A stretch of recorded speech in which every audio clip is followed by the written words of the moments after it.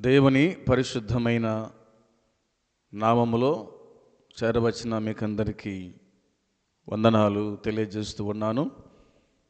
దేవుని మహాకృపను బట్టి మరలా ఈ నూతన దినాన్ని చూసేటువంటి కృపను ధన్యతను ప్రభువు మనకు అనుగ్రహించినాడు.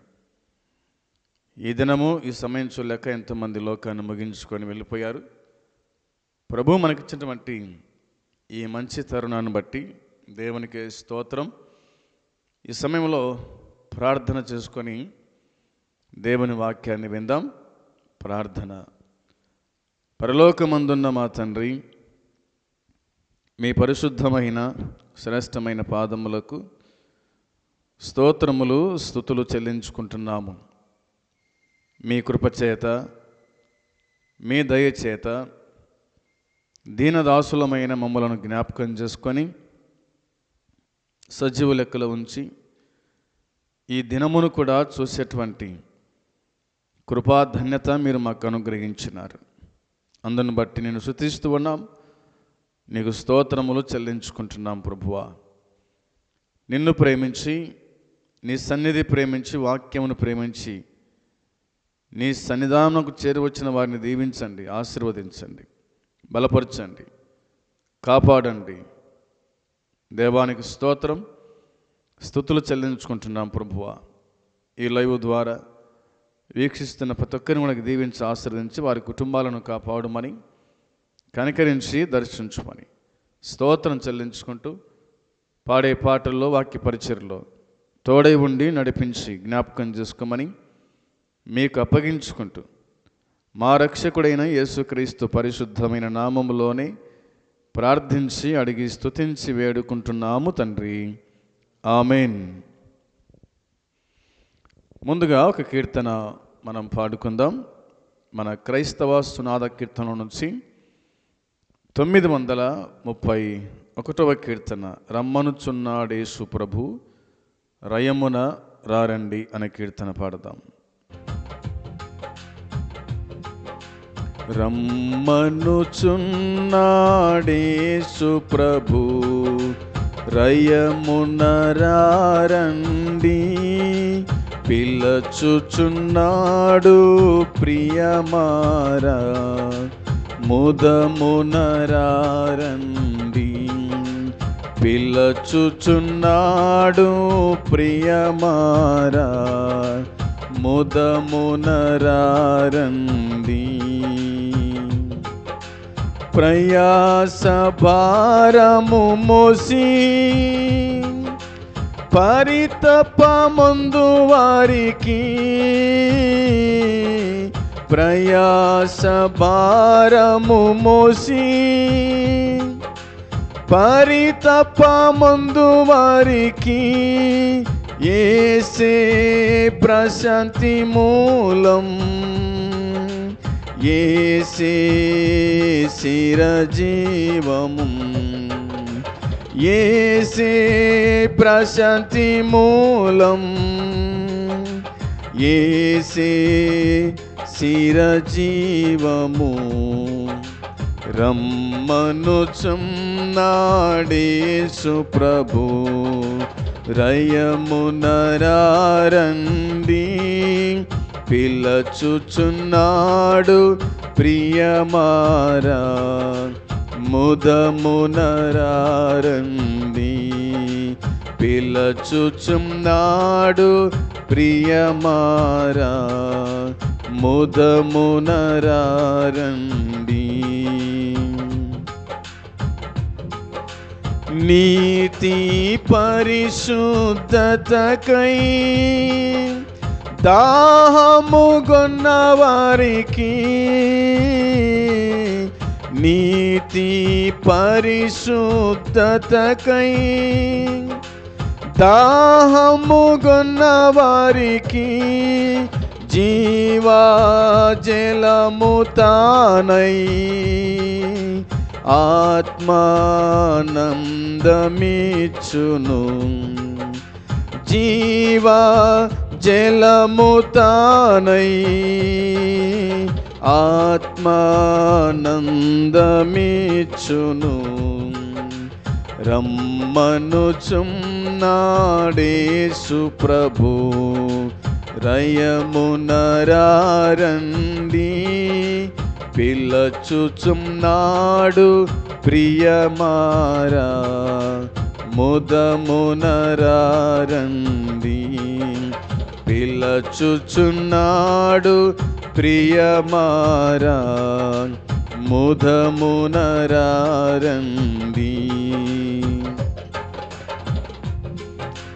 భయంకర పాపమునందు భ్రమతో నిలిచెదవా, భయంకర పాపమునందు భ్రమతో నిలిచెదవా, పాపము విడచి యేసు శాంతిని మది కోరువా, పాపము విడచి యేసు శాంతిని మది కోరవా. రమ్మనుచున్నాడేసు ప్రభు, రయమునరారండి. పిలచుచున్నాడు ప్రియమారా, ముదమునరారండి. పిలచుచున్నాడు ప్రియమారా, ముదమునరారండి.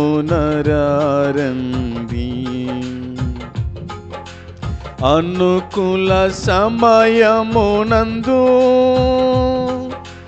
నీ మొరనాలకించు, అనుకూల సమయమునందు నీ మొరనాలకించు. రక్షణ దినము ఇదియే, తక్షణం ప్రార్థించుము. రక్షణ దినము ఇదియే, తక్షణం ప్రార్థించుము. రమ్మనుచున్నాడేసు ప్రభు, రయమునరారండి. పిలచుచున్నాడు ప్రియమారా, ముదమునరారండి. పిలచుచున్నాడు ప్రియమారా, ముదమునరారండి.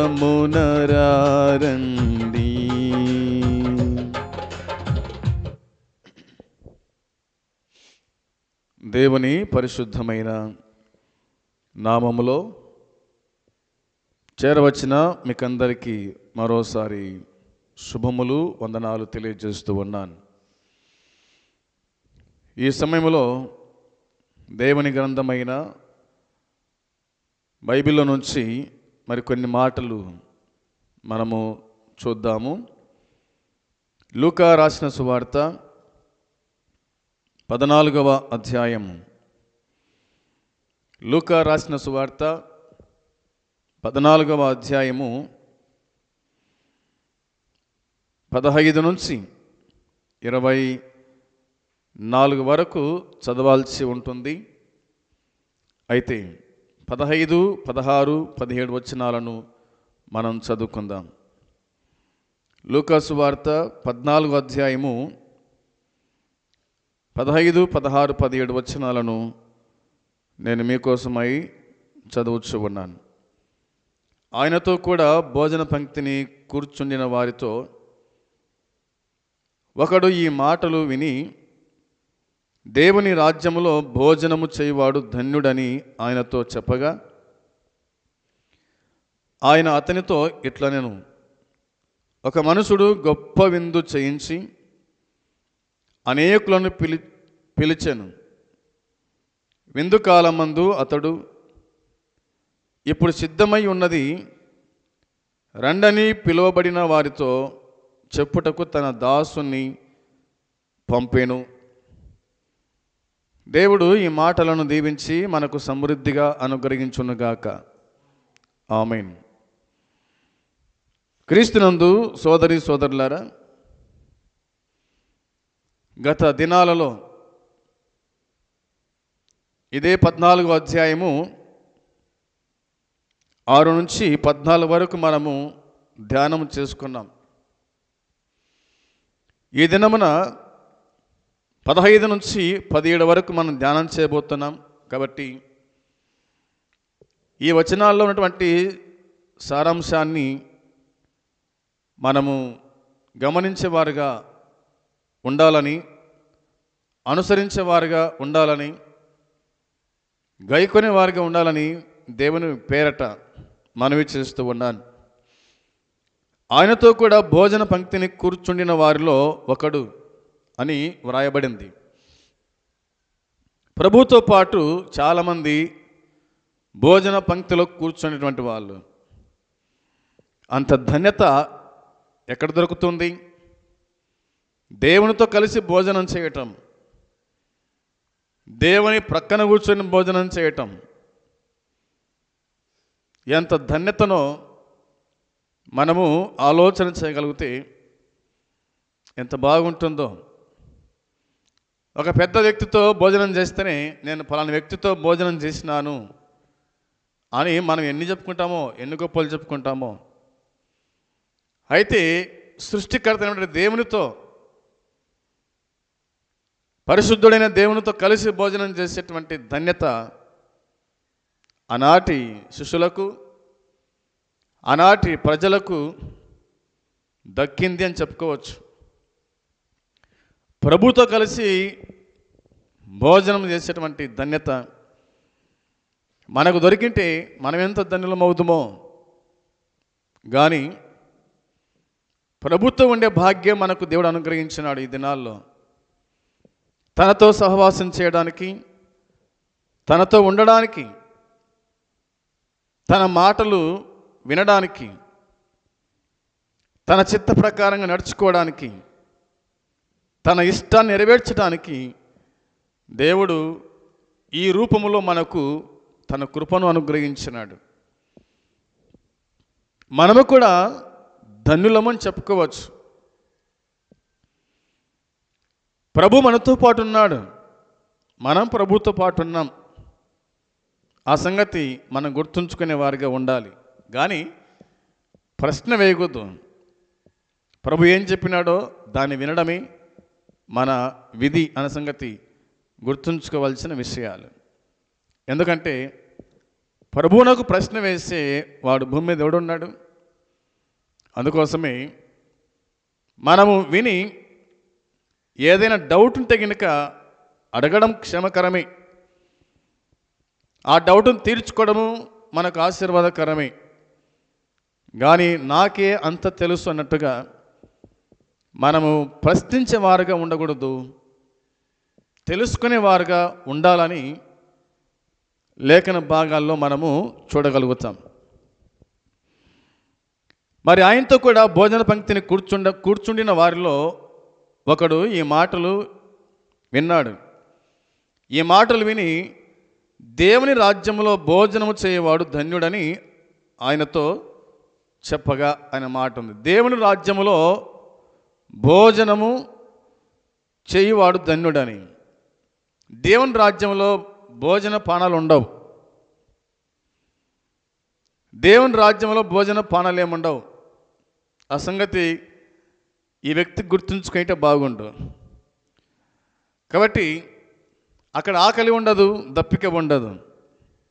ఆకలి దప్పులు లేని ఆనందరాజ్యము అని దేవుని వాక్యం చెబుతూ ఉంది. దేవుడే మనతో పాటు ఉంటే ఇక ఆకలి ఎక్కడ అవుతుంది? దాహం ఎక్కడ అవుతుంది? ఆకలి, దాహము, నిద్ర అనేటువంటిది శరీరానికి సంబంధించినది, ఆత్మకు సంబంధించినది కాదు.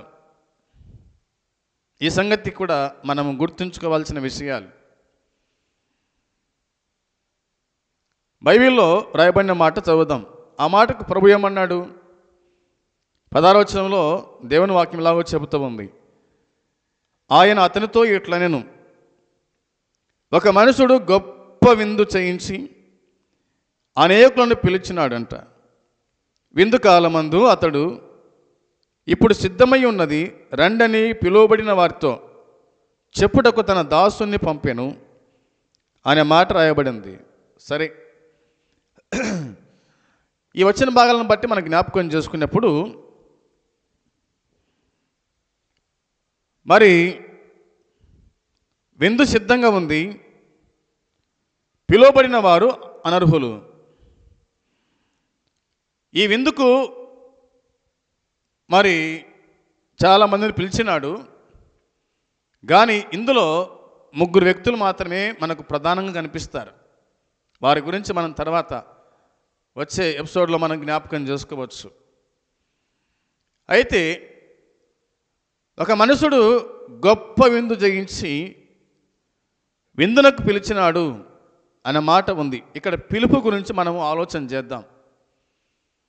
ఒక మనుషుడు గొప్ప విందు చేయించి అనేకుల్ని పిలిచినట్టుగానే మన ప్రభు అయిన యేసుక్రీస్తు కూడక ఆయన అనేకులను ఆయన పిలుస్తూ ఉన్నాడు.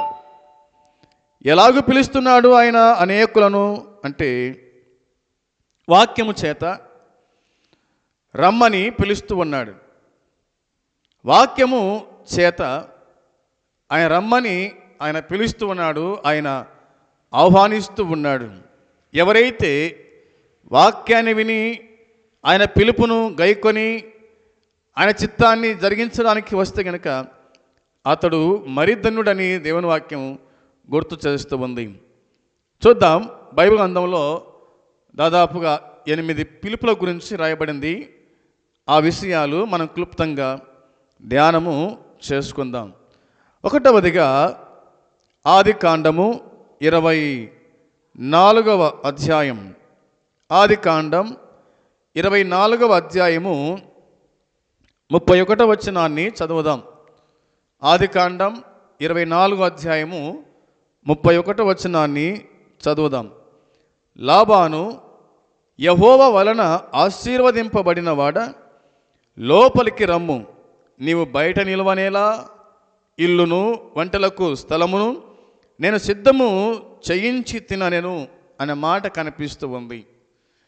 ఇక్కడ లాబాను అనే వ్యక్తి మనకు కనిపిస్తాడు. ఈ లాబాను ఎవరు? ఈ లాబాను ఎవరు?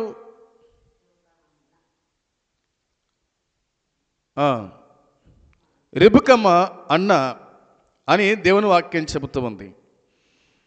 ఇస్సాకు మామ అని చెప్పుకోవాలి, అవునా? మంచిది, బావ అవుతాడు. సారీ, వినండి. ఇక్కడ ఇస్సాకు యొక్క పెళ్లి సంబంధానికి ఎలియాజరు వెళ్ళినట్టుగా దేవుని వాక్యం మనకు గుర్తు చేస్తుంది. మరి రెబెకా వెళ్ళి తనకు ఎదురైన వ్యక్తి గురించి, తనకు సహాయం చేసిన వ్యక్తి గురించి తన ఇంటి వారితో చెప్పినప్పుడు మరి ఈ లాబాను అనే వ్యక్తి తన దగ్గరికి వెళ్ళి పిలుచుకొని తన ఇంటికి వచ్చినట్టుగా దేవుని వాక్యం గుర్తు చేస్తుంది. ఏది ఏమైనప్పటికీ లేఖనాలు చెబుతున్న మాట ఏంటంటే, లాబాను ఇలాగూ చెప్తూ ఉన్నాడు, యెహోవా వలన ఆశీర్వదింపబడినవాడ, లోపలికి రమ్ము, నీవు బయట నిలవనేలా అని దేవుని వాక్యం చెబుతూ ఉంది. అంగీకరించుటకు పిలువబడినటువంటి వాడుగా కనిపిస్తాడు. ఒక వ్యక్తి లోపలికి రమ్మని చెప్పాలంటే ముందుగాలుగా తాను అంగీకరించాలి. మనం కూడా అంత తొందరగా ఎవరిని ఇంట్లోకి పిలవం.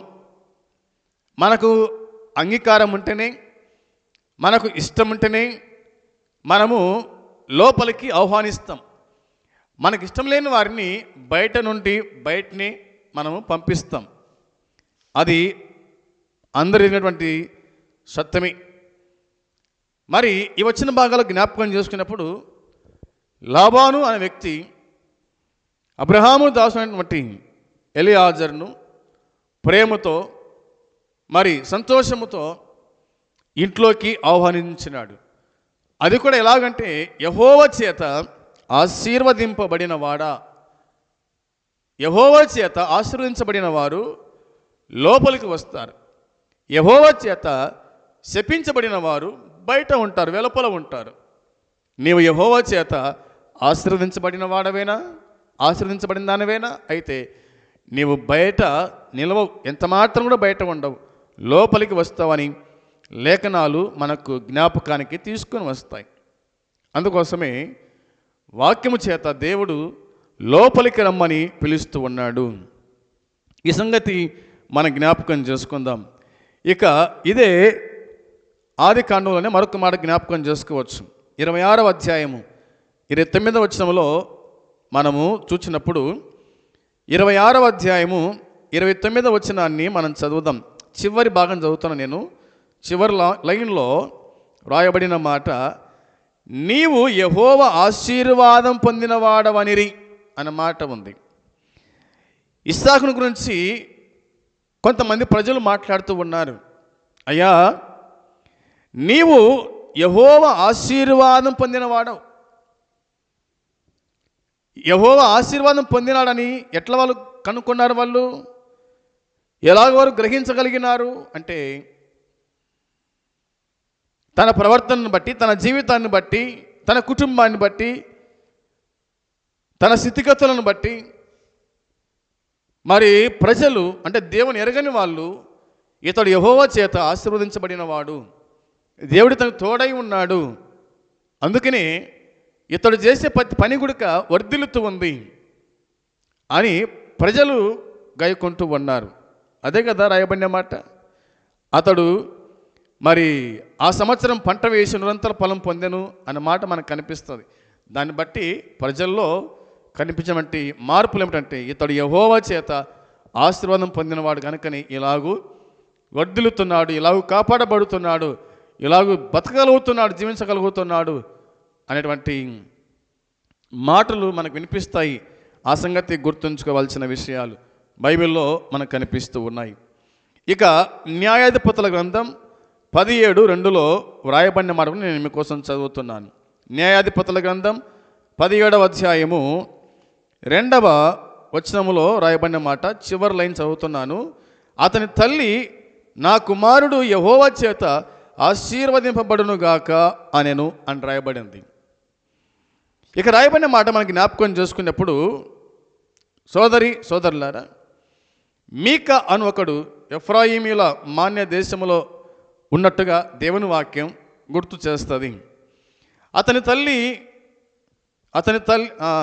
తన తల్లిని చూచి నీ యొద్ద నుండి తీసుకుని నా రూకలు అనే మాటలు ఇందులో కనిపిస్తాయి. అయితే ఈ మీకా తల్లి చెబుతున్న మాట ఏంటంటే, నా కుమారుడు యెహోవా చేత ఆశీర్వదింపబడును గాక. తల్లి తండ్రి పిల్లల్ని గుడక ఈ విధంగా ఆశీర్వదించాలి.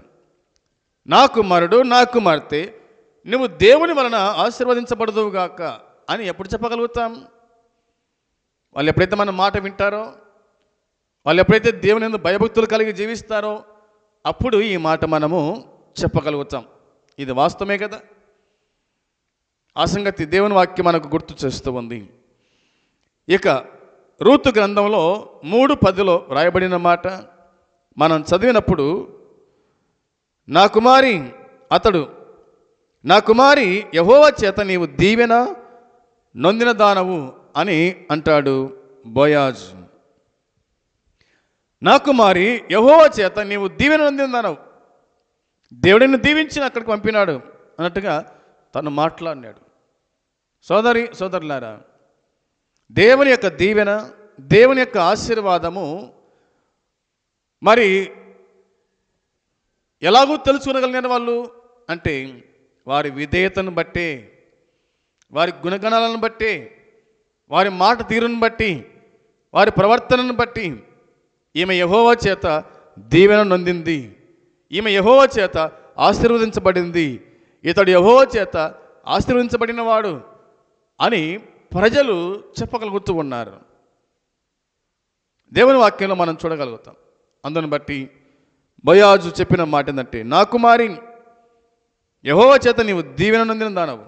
కొద్దివారిని కానీ గొప్పవారిని కానీ యవనస్తులను నీవు వెంబడింపక ఉండుట వలన నీ మునుపటి సత్ప్రవర్తన కంటే వెనకటి సత్ప్రవర్తన మరి ఎక్కువైంది అని దేవుని వాక్యంలో మనకు జ్ఞాపకం చేస్తూ ఉంది.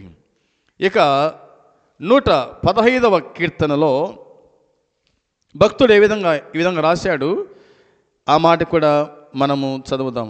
115వ కీర్తన మరి 15వ వచనం.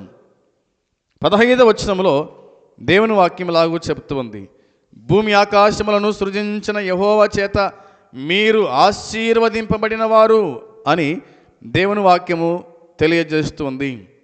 గమనించండి, 13, 14 వచనాలకు రాయబడిన మాట ఏంటంటే, పిన్నలనేమి పెద్దలనేమి తన యందు భయభక్తులు గల వారిని యెహోవా ఆశీర్వదించును అని వాక్యం చెబుతుంది. దేవుడు ఎవరిని ఆశీర్వదిస్తాడు? దేవుడు ఎవరిని ఆశీర్వదిస్తాడంటే వాక్యం చెబుతుంది, పిన్నలనేమి పెద్దలనేమి తన యందు భయభక్తులు గల వారిని యెహోవా ఆశీర్వదించును. యెహోవా మిమ్మును మీ పిల్లలను వృద్ధి పొందించును. భూమి ఆకాశము సృజించిన యెహోవా చేత మీరు ఆశీర్వదించబడిన వారు. భూమి ఆకాశమును సృజించిన యెహోవా చేత మీరు ఆశీర్వదించబడిన వారు. ఎవరైతే భక్తి గలవారై ఉంటారో, భయము గలవారై ఉంటారో అలాంటి వారిని దేవుడు ఆశీర్వదిస్తాడు. ఈయనకి పేరేమిటి పెట్టినారు వాళ్ళు?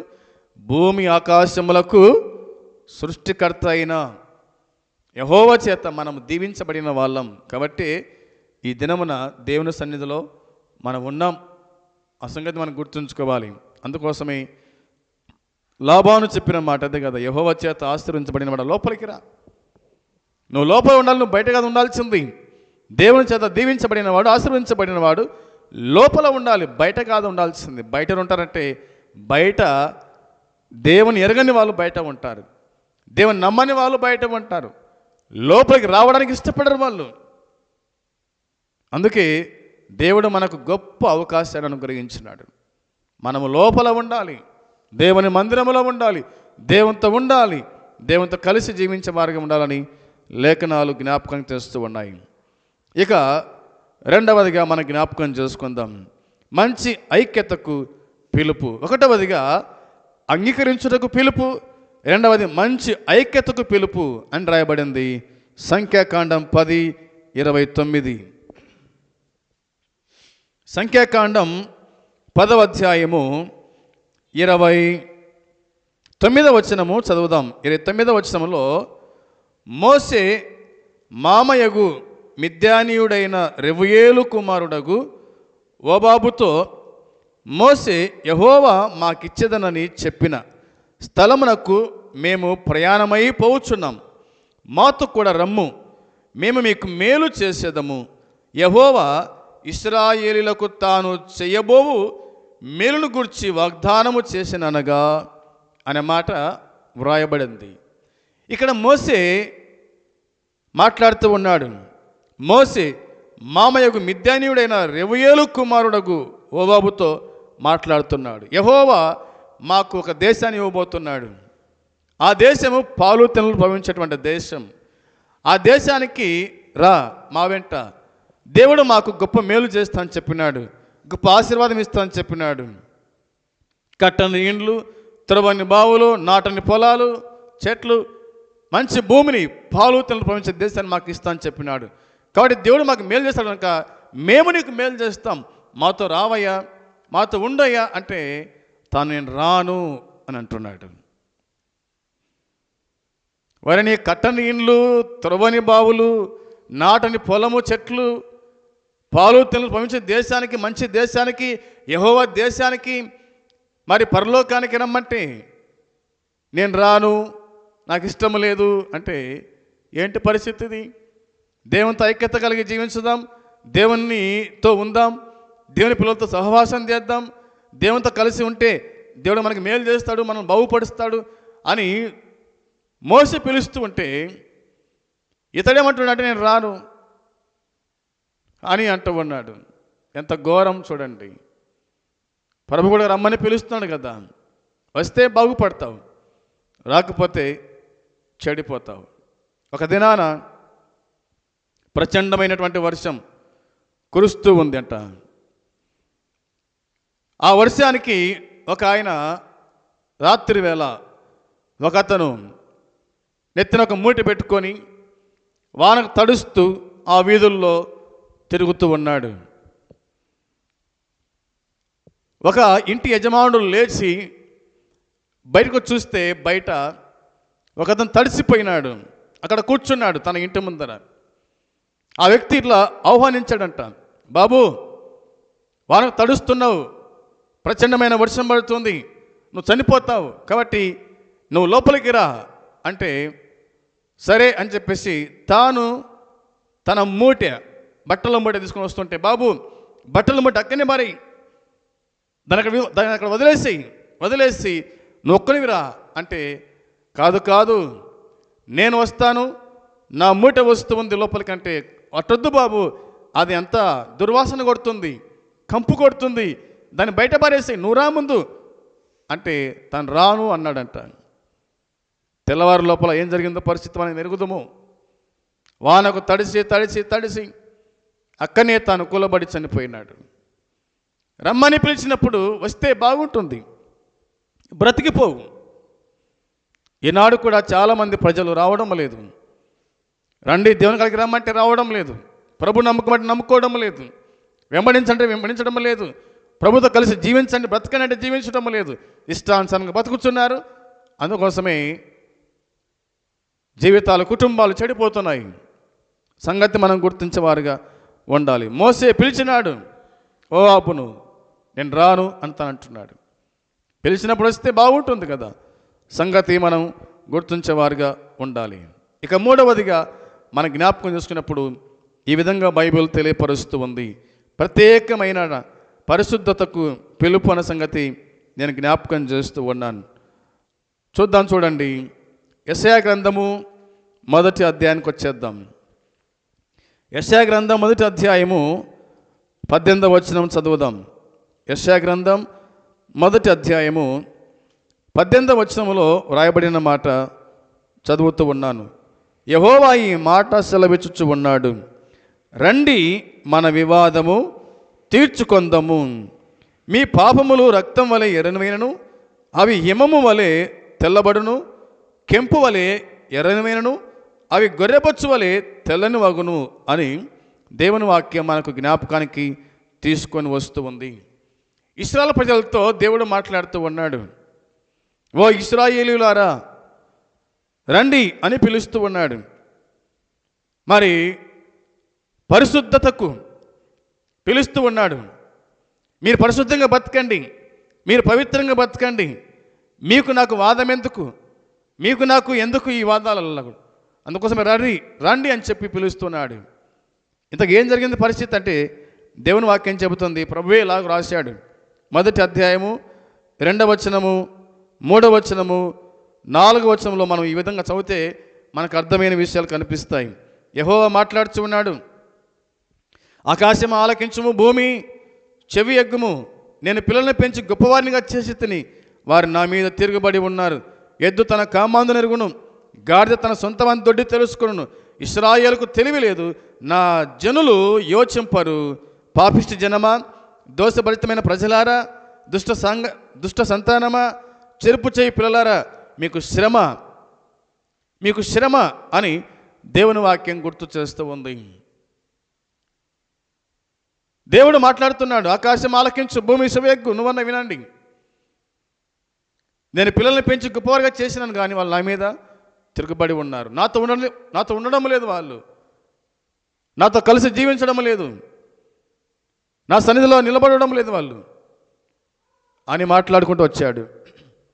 ప్రభు అన్నాడు, ఎద్దు తన కామాందు ఎరుగును, గాడిద తన సొంతమని తొడి తెలుసుకుంటుంది, కానీ ఇశ్రాయేలుకు తెలివి లేదు, నా జనులు యోచింపకున్నారు. అందుకోసమే ఇలాగూ చెప్పాడు. రండి మన వివాదం తీర్చుకుందాం. ఏముంది మీకు మాకు మధ్య వివాదం? ఎందుకు మీరు రాకుండారు? నన్ను వెంబడించడం ఎందుకు అని ప్రభు అడుగుతూ ఉన్నాడు. ఇక పై వచ్చిన మనం చూసుకుంటే కనుక దేవుని వాక్యం చెబుతూ ఉంది, యెహోవా సెలవిచ్చిన మాట ఇదే, విస్తారమైన మీ బలులు నాకేలా? దహన బలులు పటేన్లు, బావుగా మేసిన దూడల కొరువు నాకు వికాసమైపోయింది అని ప్రభువు చెబుతూ ఉన్నాడు. నా సన్నిధిని కనబడవల్లని మీరు వచ్చుచున్నారే, నా ఆవరణంలో తొక్కుటకు మిమ్మల్ని రమ్మన్న వాడేవాడు అని కూడా ప్రభు తన ఆవేదన గుర్తు చేస్తూ ఉన్నాడు.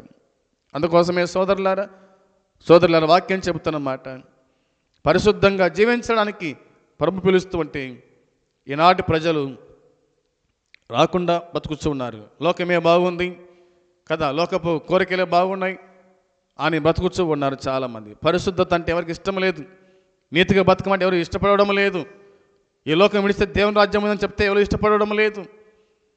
ఆ తర్వాత చూసుకుందాం లేప్పుడు అన్నట్టుగా ప్రజలు మాట్లాడుతుండగా దేవుని వాక్యం గుర్తు చేస్తూ ఉంది. అందుకోసమే జాగ్రత్తగా మనం జీవించే వారిగా ఉండాలని లేఖనాలు చెబుతూ ఉన్నాయి. రండి అని ప్రభు పిలుస్తుంటే వీళ్ళు మాత్రం రావడం లేదు. పరిశుద్ధతకు ఆయన పిలిచేటువంటి పిలుపును మనము అంగీకరించే వారిగా ఉండాలని దేవుని వాక్యం గుర్తు చేస్తూ ఉంది.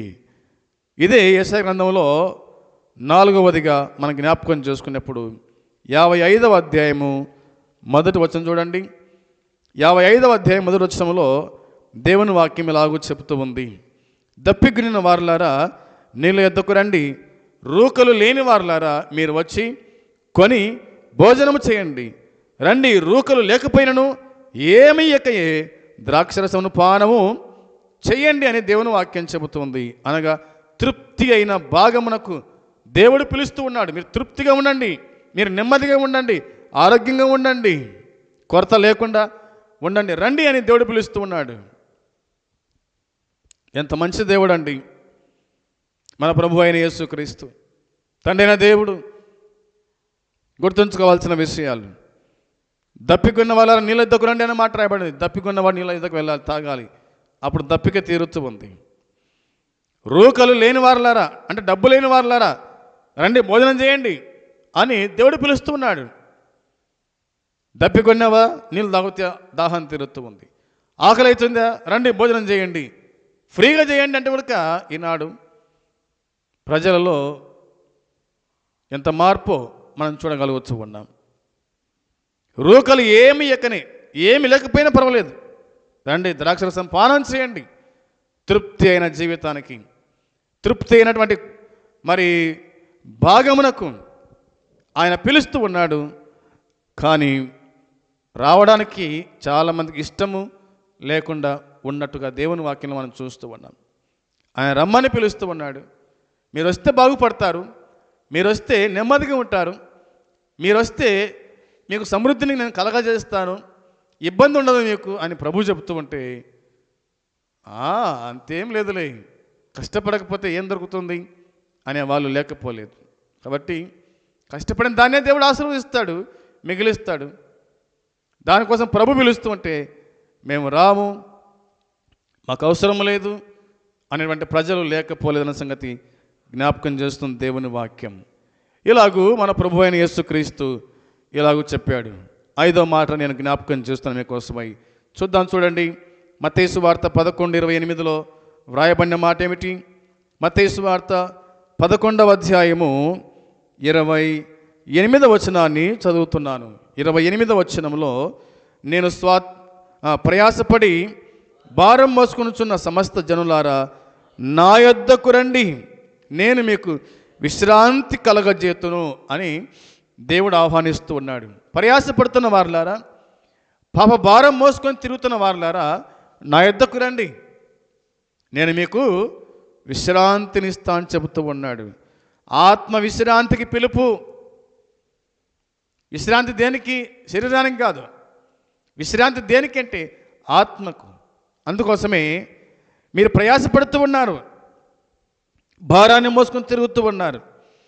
అందుకోసమే నా యొద్దకు రండి, నా యొద్దకు వస్తే మీకు విశ్రాంతి, నా యొద్దకు వస్తే మీకు నెమ్మది అని దేవుని వాక్యం చెబుతూ ఉంది. లోకములో నెమ్మది లేదు. ఎవరిని చూసినా కానీ, ఎవరిని అడిగినా కానీ, ఏం బాబు నెమ్మదిగా ఉండవా అంటే ఎక్కడ నెమ్మది? పిల్లోని అడుగుడు చెప్తాడు నెమ్మది లేదని చెప్తాడు. పెద్దలను ముసలను అడుగు చెప్తారు నెమ్మది లేదు నాయన అని చెప్తారు. కారణం ఏమిటి? ఏమి కారణం అంటే పాపభారం నీ మీద ఉంది. మొయ్యలేని భారం పెట్టుకున్నావు. ఆ భారం వలన నెమ్మది లేకుండా కుషించిపోతూ ఉన్నావు. ఆరోగ్యము లేకుండా కుషించిపోతున్నావు. నెమ్మది లేని జీవితం, నెమ్మది లేని బతుకుచున్నావు. అలాంటి వారిని దేవుడు ఆహ్వానిస్తూ ఉన్నాడు.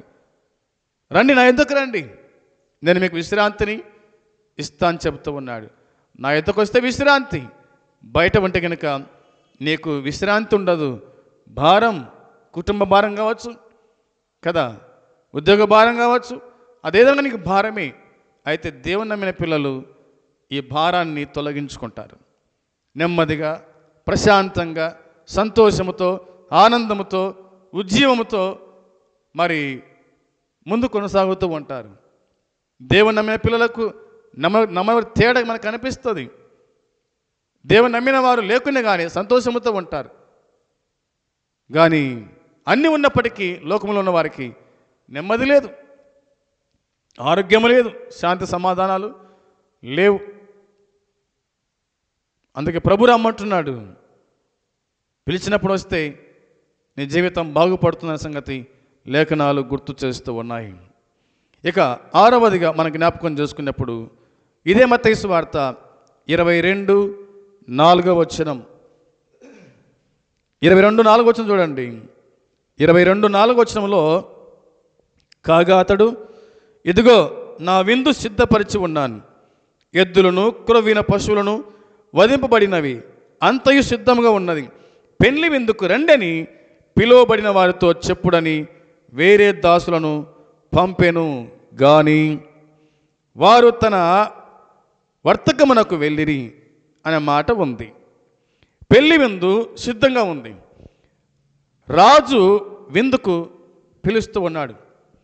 రాజు విందు చేశాడు, రమ్మని పిలుస్తూ ఉన్నాడు. విందు అనగానే మనకు తెలిసిన విషయమే కదా, కొరవిన ఎద్దులు, పశువులు మరి వధించేటువంటి విందు. ఇక రాయబడిన మాట నేను మీకోసం చెప్తూ ఉన్నాను. నా విందు సిద్ధపరిచి ఉన్నాను, ఎద్దులను కొరవిన పశువులు వధించబడినాయి, రండి భోజనం చేతురు.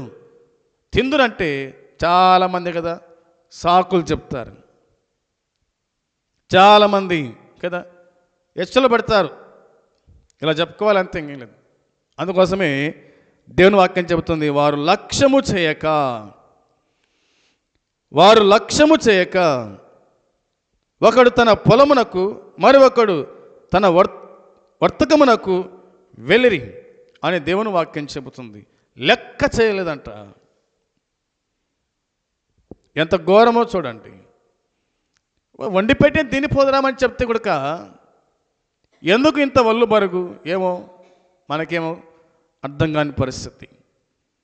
తినిపోవడానికి ఏమి, పెళ్ళి విందు, రాజకుమారుంది, అందులో రమ్మని పిలుస్తున్న ఉడక చాలామంది లక్ష్యం చేయని వాళ్ళు, లెక్కలేని వాళ్ళు కదా ఎంతమంది ఉన్నారు. మంచి తిండిని పోగొట్టుకునే వాళ్ళు ఉన్నారు. జాగ్రత్త చూడండి. దేవుని వాక్యం చెబుతూ ఉంది, ఆయన పిలుస్తూ ఉన్నాడు. పిలిచినప్పుడు వస్తే సంతోషము, ఆనందం ఉంటుంది. ఆ సంగతి మనం గుర్తుంచుకుందాం. ఇక 7వదిగా మనము ధ్యానం చేద్దాం. లూకాసు వార్త 14:17 మనం చదివినాం కదా. మొదటగా ఆ మాటను చదువుదాం. లూకాసు వార్త 14:17 రాయబడింది, విందు కాలమందు అతడు ఇప్పుడు సిద్ధమై ఉన్నది రండని పిలువబడిన వారితో చెప్పుటకు తన దాసుని పంపెను అని దేవుని వాక్యం చెబుతుంది. ఈ మాట సువార్త విందుకు పిలుపు అనే సంగతి గుర్తుపెట్టుకుందాం. సువార్త విందుకు పిలుపు. సువార్త వినాలి. ఏ సువార్త వినాలి? దేవుని సువార్త, దేవుని మాట వినాలి. అందుకే ప్రభు పిలుస్తూ ఉన్నాడు, రండి అని ఆయన పిలుస్తూ ఉన్నాడు. సువార్త పిలుపు ఈనాడు ప్రపంచములో, వీధుల్లో, టీవీలలో, మరి యూట్యూబ్లో, ఫేస్బుక్లో, వాట్సాప్లో దేవుని సువార్త వినిపించబడుతూ ఉంది. దేవుని వాక్యం వినిపించబడుతూ ఉంది. చర్చిల కాడ మైకులలో దేవుని సువార్త వినిపించబడుతూ ఉంది. విని జాగ్రత్త పడితేవా మంచిది. వినకుండా చెవులు మూసుకొని విల్లగోల ఏంది అని అనుకుంటా బతుకుతే గనక ఒకరోజు ఈ మాటల కోసమై ఎంత వెతికినా, దేవుని మాటల నిమిత్తమై, దేవుని సువార్త నిమిత్తమై నువ్వు ఎంత వెతికినా దొరకవు. సంఘం ఎత్తబడుతుంది, సేవకులు ఉన్నారు, విశ్వాసులు ఉన్నారు. ఆనాడు వాక్యం వినడానికి ఏ కొండకో ఏ ప్రదేశానికో ఏ ఊరికి పోయినా కానీ దేవుని వాక్యం అందదు. ఈ రోజుల్లో వాక్యము సమృద్ధిగా నీకు వినపడుతుంది. నీ ఎద్దకు వస్తూ ఉంది వాక్యం, నీలోకి వస్తుంది వాక్యం, సువార్త. కాబట్టి వినండి, విని జీవితాలను సరిచేసుకోండి, సరిదిద్దుకోండి, బ్రతుకులు సరిచేసుకోండి. పిలిచినప్పుడు రావాలి, రాకపోతే కనుక ఏమంటారు ప్రజలు? వీనికి ఎంత హెచ్చులుందబ్బా అని అంటారు. అవునా? జాగ్రత్త. చివరిగా ఈ మాట చూసుకొని మనం ముగించుకుందాం. ప్రకటన గ్రంథం 22వ అధ్యాయం, ప్రకటన గ్రంథం 22వ అధ్యాయము 17వ వచనంలో రాయబడిన మాట చూద్దాం. చూడండి, 22వ అధ్యాయం 17వ వచనంలో దేవుని వాక్యం చెబుతూ ఉంది, ఆత్మయు పెండ్లి కుమార్తెయు రమ్ము అని చెప్పుచున్నారు. వినువాడును రమ్ము అని చెప్పవలెను. దప్పిగురిన వానిని రమ్మని రానిమ్ము, ఇచ్చగించు వానిని జీవజలమును ఉచితంగా పుచ్చుకొననిమ్ము అని దేవుని వాక్యం చెబుతుంది. ఇక్కడ 3 రకములైన పిలుపులు మనకు కనిపిస్తాయి. ఈ 17వ వచనంలో మనకు 3 రకములైన పిలుపులు కనిపిస్తూ ఉన్నాయి. ఒకటవది ఏంది? ఆత్మయు పెండ్లి కుమార్తెయు రమ్ము అని చెప్పుచూ ఉన్నారు. ఆత్మయు పెండ్లి కుమార్తెయు రమ్మని చెప్పుచూ ఉన్నారు. రెండవది, వినువాడును రమ్ము అని చెప్పవలెను. దప్పికొనిన వానిని రానిమ్ము, ఇచ్చయించు వానిని జీవజలము ఉచితంగా పుచ్చుకొననిమ్ము అని దేవుని వాక్యం చెబుతుంది. ఇక చివరి పిలుపు ఇది. ఈ పిలుపు కనుక వినకపోతే, ఈ పిలుపు విని రాకపోతే కనుక ఇక ఎన్నటికి రాలేవు, నువ్వు ఎన్నటికి రాలేవు. ఇక దూరం అవుతావు దేవునికి. ఈ పిలుపైన విని ప్రభు యుద్ధకు వస్తే క్షేమాన్ని పొందగలుగుతావు, విశ్రాంతి పొందగలుగుతావు, నెమ్మది పొందగలుగుతావు. దేవుడు ఇన్ని విధాలుగా నేను పిలుస్తూ ఉంటే నేను రాను అన్నావనుకో, ఇక నీ జీవితమే అంతే అన్న సంగతి గుర్తుంచుకోవాలి. ఒక 2 కుక్కలు అవి కొట్లాడుతూ బావిలో పోయి పడ్డాయి. 2 కుక్కలు కొట్లాడుతూ బావిలో పోయి పడ్డాయి. అవి అడుస్తూ ఉన్నాయి బావిలో. అయితే ఒక ఆయన చూసి బావి కాడికి వెళ్ళి పిలిచాడంట, రండి పైకి రమ్మని పిలిస్తే ఒక కుక్కనేమో అతని మాట విని పైకి వచ్చింది. దాన్ని అటు పైన వదిలేసి రెండో దాన్ని పిలుస్తూ ఉంటే అది మొరుగుతూ ఉంది. రమ్మ పైకి రా, లోపల చనిపోతావు లోపల ఉంటే అని ఎంత పిలిచినా కానీ తన ఎంతకు రాకుంది, అది మొరుగుతూ ఉంది. తాను చూసి పిలిచి తాను పోయినాడు. ఆ తర్వాత అది బావిలోనే చనిపోయింది. పిలిచినప్పుడు వస్తే బాగుపడతావు, పిలిచిన రాకపోతే ఇంకా చస్తావు, అంతే, ఏం లేదు. పిలుపుకు లోబడి జీవిస్తే బ్రతుకుతావు, పిలుపును కాలదని వెళ్ళిపోతే కనుక చస్తావు. మరణం తప్పదు, ఇక నరకం తప్పదు. ఆడికి పోయిన తర్వాత నేను వినకపోతేనే, నేను రాకపోతేనే అంటే చేయి దాటిపోయిన తర్వాత ఎంత బతిమాలుకున్నా ప్రయోజనం లేదు. తండ్రి అయిన అబ్రహామా, నా ఎందుకు కనికరపడు అంటే ఇవిడికి ఏమీ లేదు. నాయన, నీ జీవితకాలం అంతా అటు బతికినావు, ఇంకా నీకేమీ సహాయం లేదు. ఇంకా నేను పిలిచిన రమ్మని నువ్వు రాలేదు, ఇక నీ బతుకు నువ్వు చావు, నీ సావు నువ్వు చావు అని ఆనాడు అబ్రహాము రాడు, యేసు ప్రభు రాడు, ఎవరు రారు నీ దగ్గరకు. జాగ్రత్త కలిగి జీవించేవారిగా ఉండాలని నేను ప్రేమతో మీకు జ్ఞాపకం చేస్తూ ఉన్నాను. లూకాసు వార్తలు మనం చదువుకున్నాం 14, 16, 17 వచనాల్లో. మరి పిలుపు వచ్చింది, పిలుపుకు లోబడి బ్రతికింటే బాగుండు, కానీ వాళ్ళేమో రాని వాళ్ళుగా కనిపిస్తున్నారు. ఆ విధంగా మనం కాకుండా దేవుడు పిలుస్తూ ఉన్నాడు. మనం వస్తే మన జీవితాలు బాగుపడతాయి. ప్రార్థన చేసుకుందాం. పరలోకమందున్న మా తండ్రి, మీ పరిశుద్ధమైన శ్రేష్టమైన పాదములకు వందనాలు, స్తోత్రం చెల్లించుకుంటున్నాం. చెప్పబడిన వాక్యం దీవించి ఆశీర్వదించండి. విన్నవారి హృదయాల కార్యం ధరించి పత్ఫలం దయచేయమని, నీ రాజ్యానికి సిద్ధపడే బిడలుగా తయారు చేయమని మీకు అప్పగించుకుంటూ యేసు పరిశుద్ధమైన నామములోనే ప్రార్థించి అడిగి స్తుతించి వేడుకుంటున్నాము తండ్రి. ఆమేన్. పరలోకమందున్న తండ్రి ప్రేమ, మన ప్రభు అయిన యేసుక్రీస్తు కృప, పరిశుద్ధాత్మ సన్నిధి సహవాసం చేరవచ్చిన మనకు సకల పరిశుద్ధులకు ఇప్పుడు ఎల్లప్పుడూ సదాకాలము తోడై ఉండునుగాక. ఆమేన్. అందరికి వందనాలు. మంచిది.